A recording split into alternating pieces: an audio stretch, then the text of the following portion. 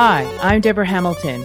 Welcome to my podcast, Why Do Pets Matter? 10 years ago, with my iPhone and a script, I recorded the first episode of the Ultimate Pet Resolution Summit, which chatted with experts about conflicts over animals. Our conversations were intimate, honest, and illustrated how disagreements over animals occur and how those disagreements can reshape people's lives and relationships. In November 2019, I started Why Do Pets Matter, a new podcast that continued these informative discussions. I'm so excited to have you here with me, continuing my exploration into a more meaningful conversation about why pets matter to all of us. My guests and I will share ideas, stories, and experiences straight from the heart, unscripted and holistic. From the bravest moments to the most brokenhearted, we will explore how to resolve disagreements over animals differently. One thing I know for sure is I want to have more meaningful conversations that will help all of us unlock that deeply felt human-animal bond that drives the emotions of conflict. Today, we're speaking with Karis Nafte. She's a certified dog behavior consultant, mediator, and therefore a wonderful pet custody specialist. Today, we're going to talk about the 3 common speed bumps that occur in divorce with animals: humanizing the animal, weaponizing the animal, and bargaining in your worst interests to keep the animal. So let's hear what Karis has to say. Hi, it's Deborah Hamilton, and this is the Why Do Pets Matter podcast. Today, I'm with my dear friend, Karis Nafte, who is a certified dog behavior consultant, a mediator, and so by virtue of both of those things, she is the best pet custody specialist you could find. She and I work closely together because we do understand that divorcing with pets is an emotional experience that needs assistance to navigate. So, Karis, welcome so much again to Why Do Pets Matter? Thank you for having me, Deborah. I'm very happy to be here. So we had talked before about all sorts of things we come up against as mediators of conflicts between people over animals, you specifically in divorce and probably other avenues as well. But today, we're going to hit on these 3 things that Karis and I feel are the most important things. And we might sneak into another topic as well, but we run out of time all the time, and we might have to have Karis back for a 3rd time. So today, we're going to talk about the common speed bumps that happen in divorce that include animals. So, Karis, tell us about those speed bumps, because I don't want to steal your thunder. I love the words you use because it really is important to understand how people feel when relationships break up, either through divorce or just relationship breaks up, and what happens with the animals.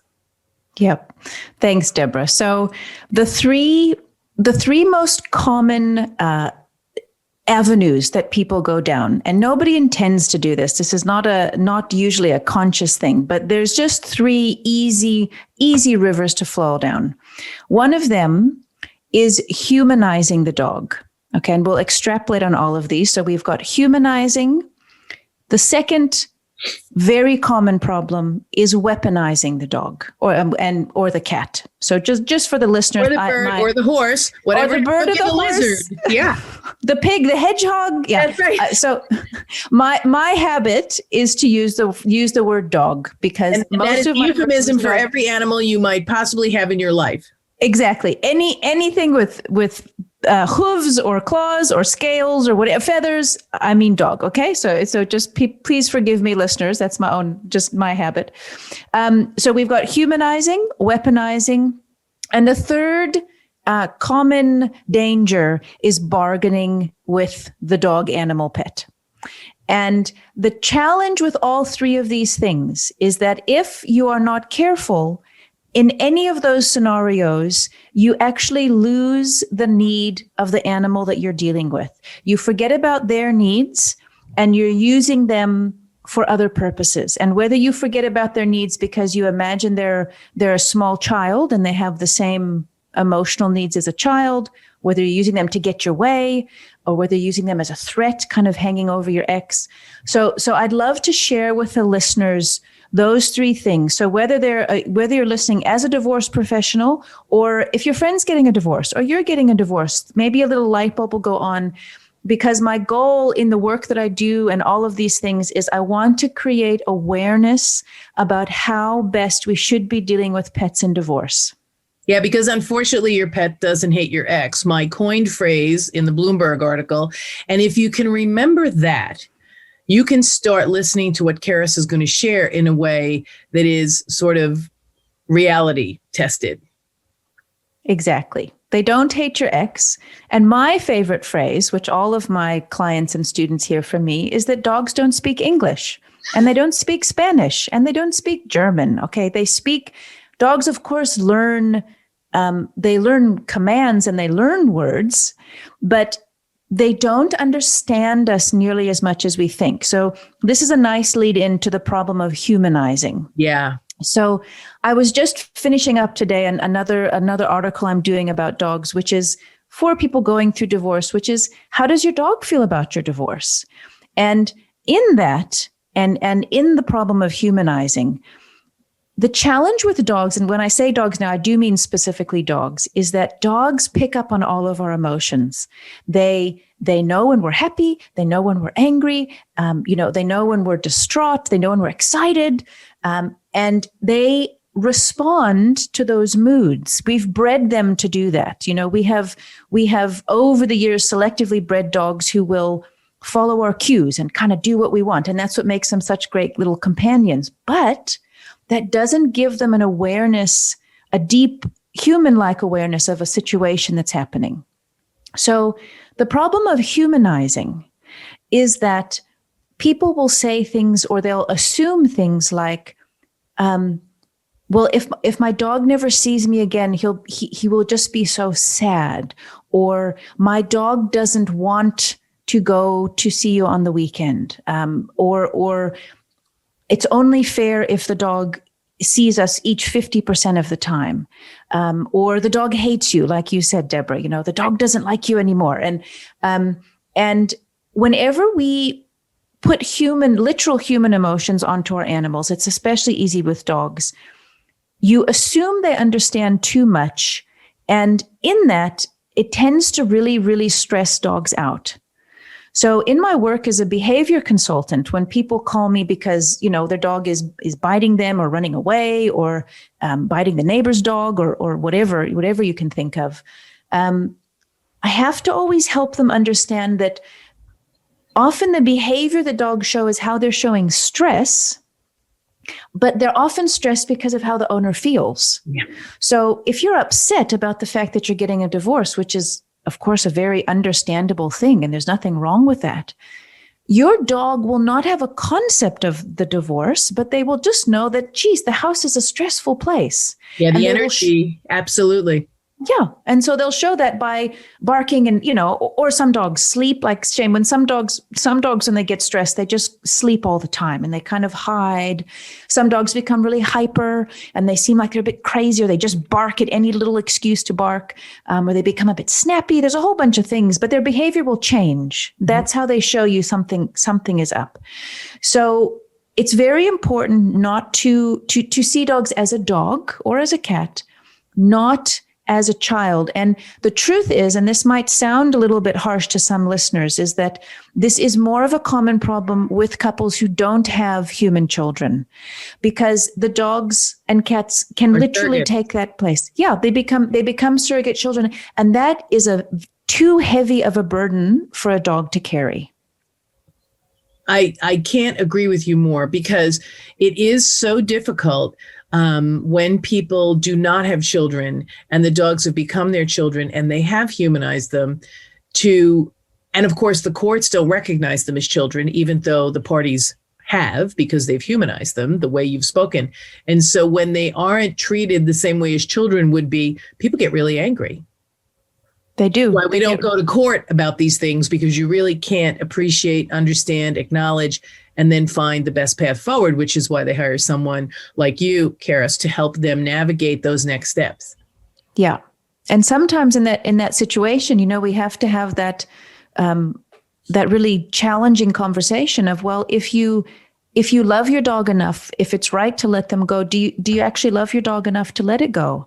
And not all the time, of course, but that's a reality, because shared custody, as I mentioned in the last podcast, I mean, this is just a little footnote, but Shared custody is becoming very, very in vogue and very popular, but it is not appropriate for every dog. A lot of dogs. Not appropriate for every person. Sometimes they agree to it, and then it gets even more weird. Absolutely, it gets even more weird. Then really, what the people are doing in that sort of situation is setting it up that they have to see each other for years and years, and they have to keep interacting when otherwise they might not need to. So if for a dog, depending on the background of the dog and its, its age and its breed and all of those things, if shared custody is going to stress the dog out and one of you has to say goodbye, is one of you willing to do that? And that's a really hard conversation to have, but those people love the dog genuinely, more so than people who are unwilling to say goodbye, even when it's better for the animal. And I always like to have these conversations before you're getting divorced, because then you're more clear-eyed, clear-minded, and recognize what's best for the pet. And sometimes when you're in the middle of a nasty divorce, hanging on to the dog is something you do probably for the second piece of it, weaponize it so that you can really make sure that you create that strife that either has the other party give up because you're being such a bully, or you give up because the other party's being such a bully. Yeah. So the weaponizing issue is a really insidious thing. So one of the things, this is why, and I know you're the same, Deborah, that when I advise anyone going through a divorce, if I'm working with the mediator or with the attorneys, I say we have to deal with the animals as soon as possible in the divorce proceedings. And they never do. They think it's sort of like a chair because it's property under the law. So it's a chair. Yes. And I'm like, you are going to be so sad. You're going to have that divorce set up. Everything's perfect. You come to the dog and just watch it go down the toilet. Yeah. And the other thing that I have seen quite a bit of lately is that, let's say, John and Sarah are getting a divorce. And if Sarah knows that for John, the most important thing is the dog, and of course you would know this, if it doesn't get dealt with soon in the divorce, it just hangs around like this kind of unspoken, scary cloud. And then in this imaginary situation, John might find himself capitulating to things that he might not otherwise, or maybe he's just trying to keep things really, really friendly because he doesn't want the dog to become a problem. But in that keeping things too friendly, he might be making sacrifices that aren't actually appropriate for him. So that's also what I try to explain to other divorce professionals. Right. Yeah. Yeah. Get it out the way because it looms there. And then of course, then it becomes so that's sort of the secret weaponizing where no one wants to talk about it. And then there's the overt weaponizing where, one party has more financial control or emotional control, and the dog becomes a way to threaten and intimidate each other because one person really, really, really wants the dog. And that's the thing that they really want. And the other person will just use that because that's like the Achilles heel. Yeah. And again, in that situation, it's of course terrible for the people. It's a terrible bargaining chip. If you love the animal and you'll give away everything, then they'll weaponize the animal. You're absolutely right. Yep. So if you get that out the way first and it's down on paper, then that everything can breathe a little bit more. And of course, obviously the conflicts will still arise as they do, but from my point of view, I would rather have the conflict not on the animal. I'd rather have it somewhere else. It seems that because of the first piece, which is the humanization of the animal, that these discussions have become more important because people really do rely on their animals. Now, we've just come out of a pandemic, so animals are even more important. Sometimes, especially in relationship breakups, the animal stayed with one because they had to stay apart, maybe because of some issue with work or whatever. And now they want to get back together again and the relationship isn't working, but yet the dog was always supposed to be shared. And I absolutely told you, Karis, that we were going to share this dog no matter what. And then I decide not anymore. How do you help people who find themselves on the short end of that stick? So here the animals have really been what got someone through. And I gave up the dogs because I really needed to stay with my parents or whatever, and I couldn't matriculate with my significant other. And now that everything's better, I'd like to see my pets again, even though our relationship isn't working. And you've told me no way. Yep, there's no elegant way through that scenario. And I mean, we deal with that all the time. So my default with people in the work that I do, it's like people really need to be, their story needs to be heard. They need to be able to explain where they're coming from and why they did the things that they do. And then the other side of that, my default is I say, what is best for the dog going forward? And one of kind of the ethos of my work is I really try to look forward about the future. And we have to acknowledge the past and whatever that means, and whatever that means financially and in other ways. But from the animal's perspective, what is important for them is what is life going to look like going forward? So some animals, like with visitation, so this is something that has to be negotiated as an individual thing for each dog, because for some dogs, and again here I do more specifically mean dogs and cats, having random kind of visitations from someone that they had such a bond with is very stressed. It's very distressful for the dog, very stressful, super distressing, because suddenly there's that person again, and there you are, and then you leave again.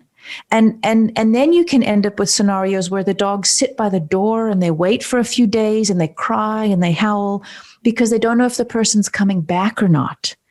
So those are conversations I do have a lot with people, and I try to explain that from an animal behavior point of view, that if the dog is not going to be yours, if for whatever the situation is, we know that the dog is going to stay with person A, even though person B loves the dog, it might be better, person B, if you don't visit the dog, because it's going to stress your dog out so much. And dogs are really good at saying goodbye. And I know that sounds strange, but that's true. They can say goodbye a lot easier than people can, but it's the random visits that sometimes keep them desperately looking for someone. Now, in saying that, this is what makes my job tricky. There are some dogs that can have random visits and they seem really quite fine with it. Yeah. So it is not a case basis. It's a total case by case basis. It's not a one size fits all thing, but either way, I have the conversation ahead of time. And normally for most people, they can get their head around that it's going to make your dog so worried to see you and then you leave again. And also those visits tend to be so emotional. You know, when people see their dog, it's like this grand reunion, like I almost died, but now I'm not and I'm back. And as exciting as those reunions are, it's stresses the dog out. I suppose that maybe I'm using the word stress too much, but they have a hard time having a concept of it.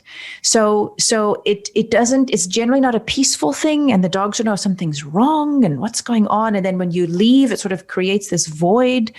So what I do recommend to people who, if they are going to have the visits, as hard as it is, try to be really low key when you greet the dog. You can have a reunion, but try not to create those moments. Like, I mean, I love those videos, you know, when there's servicemen back from the army or something. Yes, exactly. He's been deployed and he's home, and the dog just has the most hysterical reunion. Those are so sweet, but that's different because the person's now home again. But you don't want to do that every 2 months or every month when you see the dog or whatever. Or worse, every week. Or worse every week. Absolutely. Because sometimes that week does work because it isn't that long and they get used to it. It really is up to each dog. I love that you said that because every dog handles it differently. And for some of my clients, they don't see the dog anymore, but what they want to do, and I'd love to get your ideas about this, is they want the other party, if they can't keep the dog, to let them know. So they have first dibs on taking the dog. Yeah. Because there's nothing worse than working out an arrangement where I keep the dog and Karis doesn't because she's doing the right thing, you know, because the dog doesn't really do well with separation. But then a month later, I go, I hate this dog, and I drop it off at the shelter and don't have to call Karis. Yeah, no, I 100% agree with you. That's absolutely cruel. That's just bad mojo. that's just bad karma on every level. It really, really is. It's really not. And sometimes is they want the dogs to go to the kid with the kids, right? So they go to the parent with the kids most of the time, and the dog doesn't transfer. But then it gets to be too much, and so that parent gives up the pet, and the kids are upset, and the other spouse is upset who could have possibly taken the dog. So I always, in every one of my agreements, say, okay, so maybe it's not good to share the dogs week to week, month to month. But if you're going on vacation for a week or two, that might be a great time for the dog to visit with the ex, or if something occurs. Because I know you've come across this a lot with comments that people make. But if you get divorced or your relationship breaks up and, Karis takes the dog and I don't, if the dog gets sick, how is Karis going to get in touch with me? That has to be worked into it, because I would like to be able to help pay the medical bills. Or if something happens to Karis and she can't care for the dog, I want to be the first person who Karis calls. It's such an important piece, and often overlooked by divorce professionals, because they just say, okay, you get it, you don't, and then that's it. They don't ever look to that, as you said, always looking to the future, always going forward, not necessarily connecting the people for life, because that's not what they want. However, when you bring this up to the clients, and I have found this, and maybe you have too, they go, oh, I never thought of that. Yeah. And people are usually so relieved, and it tends to kind of calm something down. Yep. And also just that the other person, Deborah, I have to let you know when Rover passes away, or if he gets very sick, just so that it doesn't become a void and sort of an unknown factor.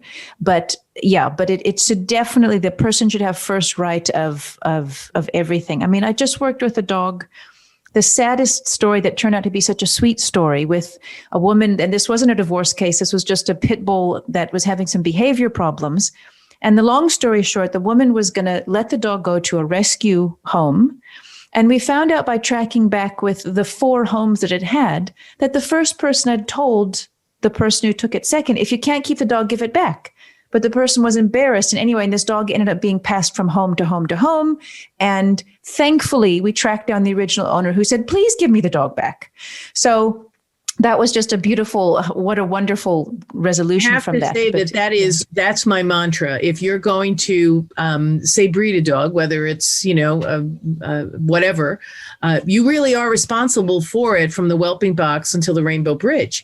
And the trouble with that is, I sign a contract with Karis, and Karis takes my dog, and then Karis is embarrassed to call me and say, it didn't work out with Fluffy.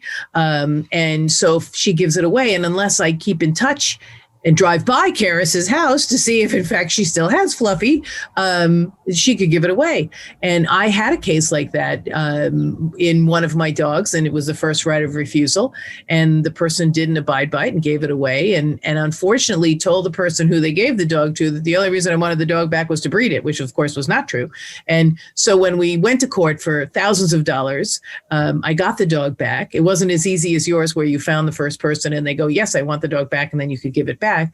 He loved the dog, and I knew he was a great home for the dog. But since the well had been poisoned, right, I'd never done anything to indicate that I was taking that dog back to breed it, but rather that I had the first right of refusal, because I do take with whelping box to rainbow bridge seriously. I'll never forget, I took the dog back from court when it was awarded to me, because I had the first right of refusal and I didn't refuse.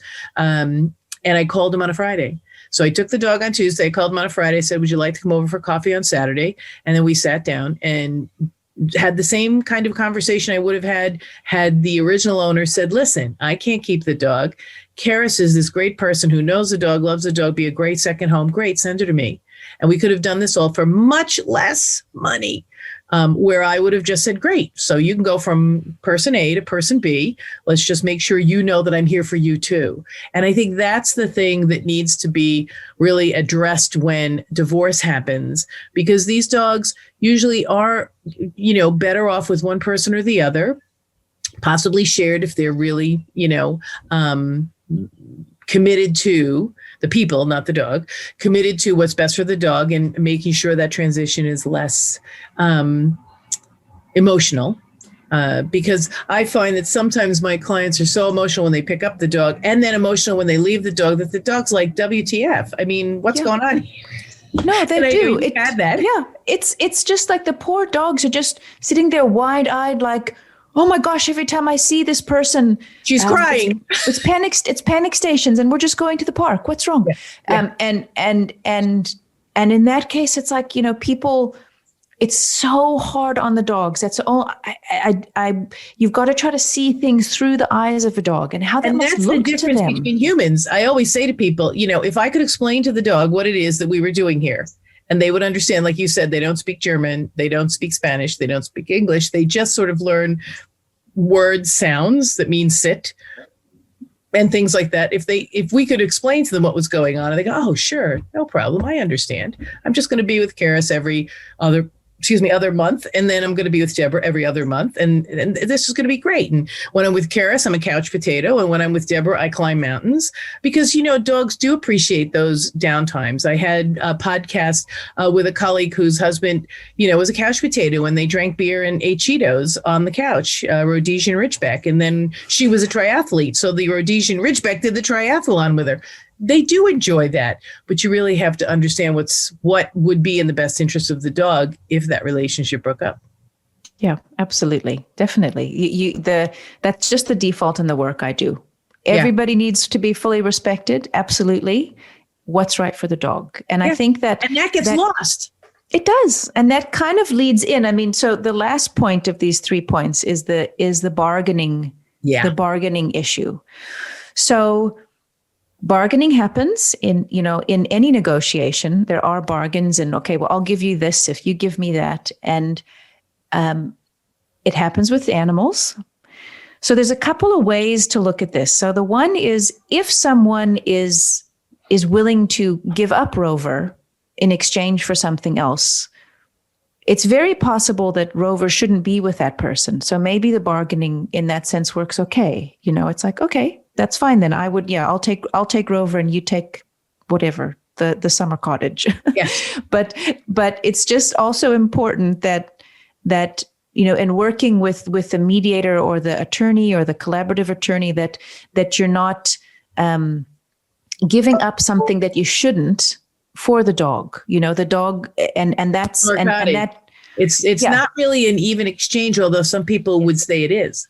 Yeah. So if and that's what happens. So if I've been married to Deborah and I know the dog's the most important thing, I'll try to use that to get, and people can be very, very overt and just put it out on the table. And then that just requires skill that you don't sacrifice something that's also important to you just to keep that special relationship with the dog. Yeah. And that all the same conversations still need to happen. Is this right for the dog? Is the dog going to be in a situation, where it should be? But this also circles back to why it's so important to work with the dog very early before we get to the summer cottage problem. Yes. To work with the dog very, very early. I mean, I had a client, and it was very complicated, but the one party was willing to part with the record collection from her late father in order to keep the dog. And I had to say, pause, and I had to say, just take a breath here. Do you really think do you really want to part with this very important piece of your dad who's gone now, and this person kind of caught her breath and said, no, maybe not. But that's what happens. And when we start bargaining with the dog. So, yeah. And also asking the other side, do you really want to take her father's record collection in order to give her the dog because you want her father's record collection because you're emotionally attached to it, or because it has some sort of value that you just want to hurt? I mean, these questions, you have to be really delicate, but you have to get to the core of why I want that record collection, because I know how much it'll bother you 10 years from now when the dog is dead that I have the record collection and you have nothing. Yep. And that's the job and the skill of people who do what we do, is you do have to ask those questions. You have to be kind of brave and compassionate enough to say it. And sometimes just saying it pops the invisible bubble in the room, yeah. and then the conversation can move. But it derails that train that's going down the rabbit hole. It derails it for a minute, and you can then go, oh, wait a minute, let's take a step back. And that's why working with people like us who really focus on just this relationship between people and their animals is so key. If you're a divorce professional, you are fabulous in so many things regarding children and property. But where animals are concerned, there is absolutely, no cut and dry, no black and white. It's all emotional. And you need someone who really does focus on this. I know, Karis, you and I both agree with this. However, most professionals don't necessarily think, except possibly, divorce coaches who understand the value of having someone in the room who's specific for this piece. It's something that we're educating. That's why we're doing this podcast. We're educating people about, because it is good to have someone in the room who's going to hold that safe space for you, your ex, and your pet. Yeah. And the people who this is this funny thing I've noticed when I tell people what I do, they laugh. They go, yeah. What? And then they go, oh, wait a minute. Oh, yes, of course. That's a great idea. It's like, because it is, there's something in divorce mediation called the voice of the child. Right. And when we talk about the voice of the child, it's a big topic, but that means that someone external comes in to provide the voice of a child in a custody dispute for a little kid who can't speak for themselves, to sort of hold that point of view in the conversation. And that's really what I do and what you do. It's like, I'm the voice of the pet. Yeah. I'm here to tell you, I know how animals behave. I know how human behavior affects the animal. I'm going to speak on behalf of this animal and bring that into the conversation. And that's, what's interesting also is that I do my work online.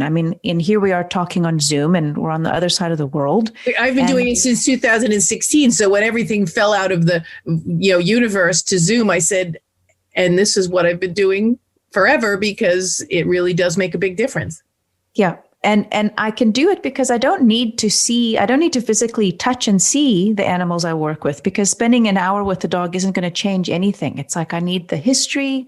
I need the dynamics of the people involved. I need the future plans and all of that's the information that I need. It doesn't, when I do work with people in person, I don't let them bring the dog to my office, because all that happens is they both spend the hour trying to show me that the dog loves them more. And the dog's just sniffing around the office, smelling my dogs. It doesn't. I'll let my dogs into the room because it sometimes takes the temperature down. But no, I don't have the dog there either, because it just is, as you said perfectly, they want to show me that they're the better owner. It's sort of like when Judge Judy has the dog come into the courtroom, and whichever person the dog runs to is the person she awards the dog to. And I go, okay, so my dogs will always run to me because I feed them.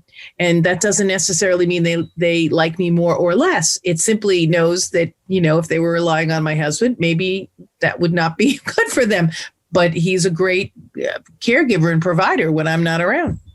Yeah. Yeah. No, it doesn't. It's not about the moment with a person. It really isn't. It's such a complicated, layered thing. And in doing this, it makes me so happy to be able to just share the need for what we do, because it is a new thing. It's like, oh, this is, and the people who do really support it, I find in the beginning, are people divorce professionals who have their own animals, who are like passionate about their own animal. Like, oh yes, I understand. This is, yes, I would want this also.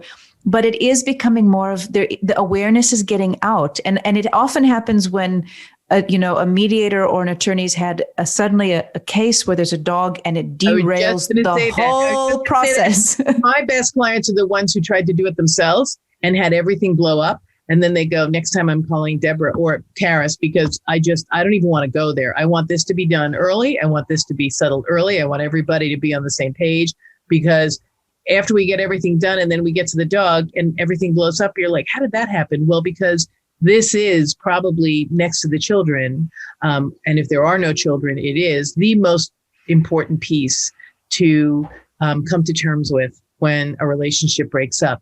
And on that point, I want to chat with you, because a lot of times in my mediations of people in conflict over an animal, the animal is always an emotional support animal. It never was before, but now it is.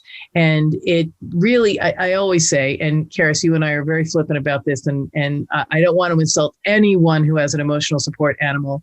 I think a behaviorist like Karis should be brought in to have the animal evaluated as an emotional support animal, because some dogs, as Karis has beautifully pointed out, don't do well in certain environments. So if you want to have an emotional support animal on an airplane, you need somebody like Karis to come in and do a behavior analysis to see if that dog really likes to be on an airplane. Because, you might want it on the airplane, but that's when those issues arise that they bite people because they're in a fearful situation. But in my cases, it is almost always the person with the animal tells me, but they're my emotional support animal now and I can't let them go. And okay, so I'm going to be flippant, and I apologize again to anyone who's going to take this the wrong way. But if your animal isn't an emotional support animal, you probably shouldn't have it, because that's what they do. They provide us with emotional support, whether they have a letter or not. I don't know, Karis, am I being really too flippant? I know I am, but no, you're a behaviorist. You're not. You're a behaviorist. So, and I always tell the psychologist that ask me, what should I do? My clients asking for one of these letters. And I said, you better hire and work with an animal behaviorist. I said, because if you're giving this letter to somebody to have an emotional support animal, you need to make sure that animal, who you've never met, is going to be able to handle that moniker. Yeah, just a quick recap for this. So there are two broad categories of animals that are allowed in public spaces. The one are service animals, and these are seeing eye dogs. These are dogs who help people with diabetes. They'll alert them if their blood sugar is too low. They could be seizure alert dogs. They're dogs who are trained like for years. I'm talking like 2 years of training. Right. $60,000 worth of training. And you'll get some vets who, veterans who have serious post-traumatic stress disorder who need to have those dogs with them. That is not the same as an emotional support animal. No. And people need to understand that the difference between the two, because as you said, there are people who really, really do benefit from emotional support animals. And anyone listening in that case to this podcast should appreciate what we're about to talk about, because the people who abuse the system, and I'm going to use the word abuse, of emotional support animals, are doing a disservice to people. Not the animal itself, but the moniker. No, yeah. Sorry, not abusing the animals, but they're taking advantage of having their dog have a label like that. And so emotional support animals are used for people with things like social anxiety, depression, more subtle, right, harder to pin down conditions. Right. And you can get a therapist or a psychologist to prescribe you an emotional support dog to give you support out in public spaces. What has happened with that is that, but the laws have changed now with the airlines. I don't know if you've seen, Deborah. Yes. So what happened for a time is that if you had an emotional support animal, they were given the same rights as service animals, which meant you could take them on an airplane. You were allowed to rent any apartment that wasn't allowed dogs because it was an emotional support dog. And the truth is that people took advantage of that system so they could just sort of take their dogs with them everywhere. In the divorce space, I have seen, and you have seen, and everyone has seen, that when a divorce comes up, there is a bit of a scramble for one party to get their dog prescribed or labeled as their emotional support animal to prove ownership. And that's not actually, or to prove they are the most worthy of having the animal because the animal provides them with a service. So since it provides me with a service and not Karis, it should stay with me. Yeah. And it's because it is a system that is easy to, slide through. People who work in the divorce space just need to be aware of it, and that they don't confuse it with a service dog, because a service dog is, I mean, in other words, any animal can be an emotional support animal. They require no training. They require no special breeding. There's no assessment for it. They're trying to change the laws for this, but at the moment there isn't. You can just take literally any dog and say this is, and that's what makes it dangerous, because those dogs, like you said, they get put on, not anymore, but would used to be put on airplanes or go into movie theaters and that sort of thing. So Yes, that's definitely a little bit of a soapbox of mine. Yeah, well, we're going to have a whole podcast on that soapbox, Karis, because both of us are so totally dedicated to people who need emotional support animals and what the limitations of that practice is, because there are severe limitations. You can only have it in your apartment, in a dog-free, cat-free, animal-free apartment. You can't really have it in the general space. And if you do have it in the general space, you need to make sure you inquire whether or not the person in the elevator or whatever is okay with you getting on the elevator with your dog, because you don't have that luxury of taking your dog. It's not a service animal. It's an emotional support animal on the elevator with someone who lives in a no pet building, maybe for a reason. And then airplanes, we're going to talk about that. And then we're really going to go into and delve into service animals. But before we end, I just want to wrap up. Karis, this has been such a wonderful discussion about why professionals in divorce should hire professionals in deciding how to help the people choose the best future for their pets of divorce. We talked about the humanity and how we humanize animals. So we give them emotions and feelings that they don't necessarily have, because they really are, they love us all. That's why everybody says, they're so human. And I said, no, they're better than humans, because they don't hold grudges most of the time. Maybe some cats, but and parrots hold grudges. Yeah. Right, yeah. So some of them do, but not most of them do. So we have these human traits that we need to really get a handle on. And with people who are trained in the art of helping people decide what happens with their pets, it's a much better thing. It should be done up front, first thing, not later when you're, trying to do it. We don't want anybody to weaponize the dog and give up things. And in the bargaining situation, give up things that they have to really know. I mean, I know that my dogs and your dogs are really valuable to us, but we have to have someone there who's objective to really have us evaluate what it is we're giving up in order to keep our dogs, and whether or not that is something that is in the dog's best interest or in our best interest. So, humanizing the dog, weaponizing the dog, bargaining for the dog, really, we covered that. And I'm so thrilled we had that chance. And Karis, just wrap us up, because I know there's one tidbit you want to share with us to wrap this up, so that we can then move on to the service animal and emotional support animal next time you come back. Awesome. Well, I think, look, the main tip I have with anyone who has a dog, see your dog for the individual dog that it is, regardless of its breed, regardless of its age, regardless of it's a boy or a girl or whatever it is, because every dog is different. So view it from that objective place. And if your dog is acting in an unhappy way, or if the only way a dog can show you they're stressed is with their behavior. So if their behavior is not good, whatever that means, that's such a vague term, they need something in their life needs to change. So get some help. There's lots of resources out there for wonderful people who can give you good advice. Don't take bad advice, get good advice, and see how you can help them. Karis, thank you so much. So we've been speaking with Karis Nafte, my dear friend, who is a certified dog behavior consultant, as well as a mediator, and so a pet custody specialist like me. So we just wanted to share this information with you. You can find all of the connectivity links to Karis's website on the podcast show notes.